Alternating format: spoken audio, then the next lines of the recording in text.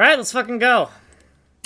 In the top level helper functions, we got some tags to define the section, and we have this helper function that takes a touching value and a rotation value and transforms it into another touching value. Here's the inputs. We're not doing anything with it yet. Some monkey wrench macros for misspellings of this function name.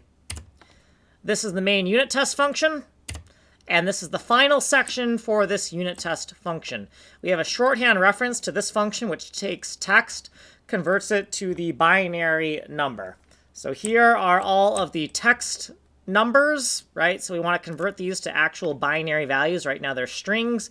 And if we want to see what this kind of cluster of values is here, we can grab onto this tag, and it's going to bring us down here to the numerical equivalent of the string, but it's also will bring us over here. So we have these touching values here, which correspond to taking this value and rotating it by 90, 180, and 270. And we have this for all of these different clusters here, right? So when you're looking at these tags here, they correspond to those diagrams. So we're going to get strings for all of these touching values, and then we're going to convert those strings into actual numbers with our little helper function, right? So that's what we're going to do there. And then we're going to take all these constants that we've calculated, and you can pause here to read this. We're going to take all the constants we calculated, we're going to put them in a big lookup table right here that takes the cluster, the rotation, and spits out the touching values. So here is the different clusters by record and the different rotations by column.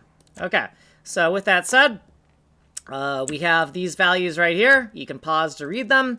We're going to loop through in scanline order. We're going to get a one-dimensional representation of this XY value. We're going to look up the non-rotated touching value, the expected touching value, and the gotten touching value is the non-rotated with the rotation enumeration, which will transform it into this, and they should be equal to each other, but we have not finished this helper function, so we're just going to log a message for now. And here is the end of this unit test function. Here's what we did previously, and then here's all of our notes and what we did in this video. So like, subscribe, send money in the mail.